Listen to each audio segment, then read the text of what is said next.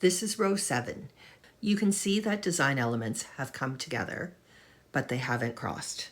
We'll be crossing them with a C1, F1.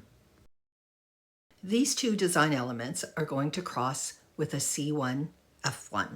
I'm going to slip my cable needle into the first stitch and hold it in front. Now this is a design element. It's not in the same color as my working yarn, so I'm going to slip it with my yarn and back. This design element is in the same color as my working yarn, so I'm going to knit it through the back loop. In this case, I worked one of the two design elements. Each leg of the cable is an individual design element. Here, neither of the stitches is in the same color as the working yarn, so we'll slip them both. Both of these design elements are in the same color as the working yarn, so we'll knit them both through the back loop after they're crossed.